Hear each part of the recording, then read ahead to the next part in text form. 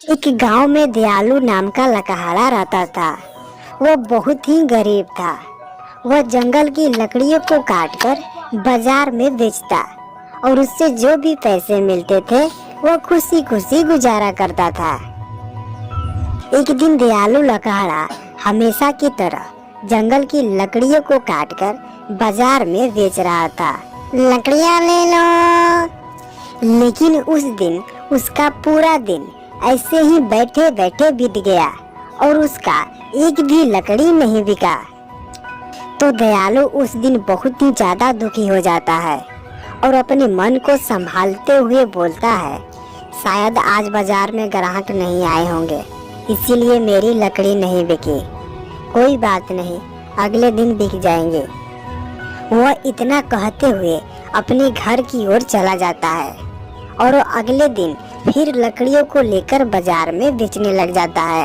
लकड़ियां ले लो, सूखी सूखी लकड़ियां ले लो। लेकिन उस दिन भी पूरा समय ऐसे ही बीत जाता है और एक भी लकड़ी नहीं बिक पाती है। तो उस दिन दयालु बहुत ही ज्यादा दुखी हो जाता है और वह उदास होकर कुछ सोचने लग जाता है। तो तभी उसका दोस्त सामने से गुजरता है और उसे देखते हुए बोलता है, क्या दयालु, कैसे हो? सब बढ़िया है ना? और इतना मुंह लटका कर क्यों बैठे हो? और ये अभी भी तुम लकड़ियों का ही व्यापार कर रहे हो क्या? कौन पागल तुम्हारी लकड़ियों को लेगा? आजकल के लोग अब गैस सिलेंडर से खाना बनाते हैं,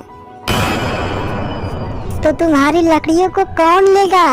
जाओ जाओ, कोई दूसरा धंधा करो, इन लकड़ियों को कोई नहीं पूछने वाला। जाओ जाओ, धंधा कोई चेंज करो।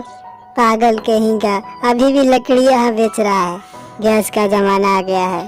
दयालु अपनी दोस्त की बात सुनकर और भी ज्यादा दुखी हो जाता है और दयालु मन ही मन रोने लग जाता है और रोते रोते पूरी रात हो जाती है और पूरी बाजार में सन्नाटा छा जाता है।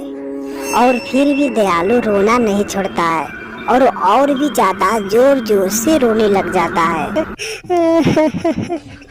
तभी उसके सामने से उससे भी तेज रोने की आवाज सुनाई देने लग जाती है। कोई मुझे यहाँ से निकालो, हेल्प! कोई मेरा आवाज सुन रहा है ना?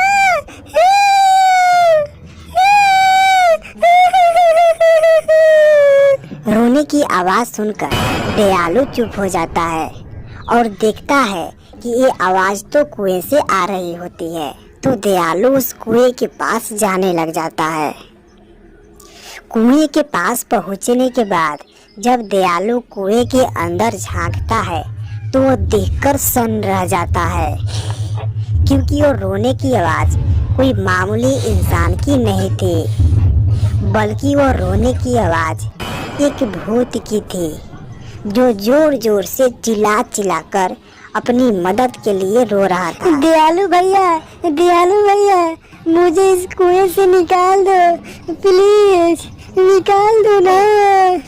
मुझे इस अंधेरे से बहुत ही डर लगता है।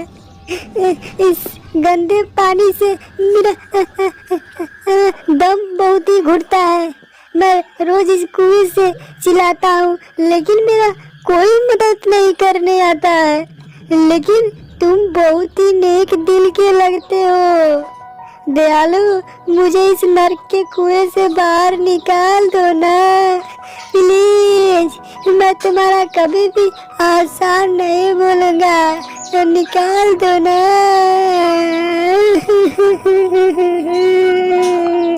दयालु को उस भूत की बात सुनकर दया आ जाती है और वह दयालु भूत से बोलता है, ठीक है भूत भाई, मैं अभी तुम्हें निकाल देता हूँ। तो दयालु इधर उधर दिखने लग जाता है।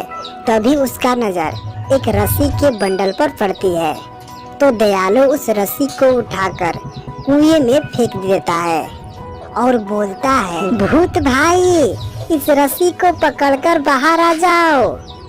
तो भूत उस रस्सी के सहारे कुएं से बाहर निकल जाता है और कुएं से बाहर निकलने के बाद बहुत ही ज्यादा खुश हो जाता है और दयालु के तरफ देखते हुए बोलता है, दयालु, तुम वाकई में दयालु हो, इसीलिए मैं खुश होकर तुम्हें जादुई पेंसिल दे रहा हूँ।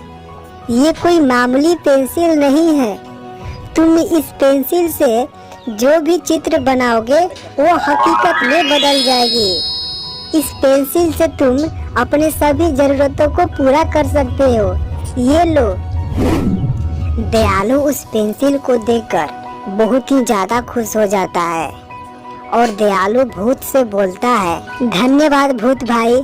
दयालु का इतने बोलते ही भूत वहाँ से तुरंत ही गायब हो जाता है और भूत के तुरंत गायब होने के बाद दयालु उस जादुई पेंसिल को अपने घर लेके चला जाता है और वह जादुई पेंसिल से वो बहुत ही ज़्यादा धनवान बन जाता है और वह खुशी खुशी अपना जीवन व्यतीत करने लगता है।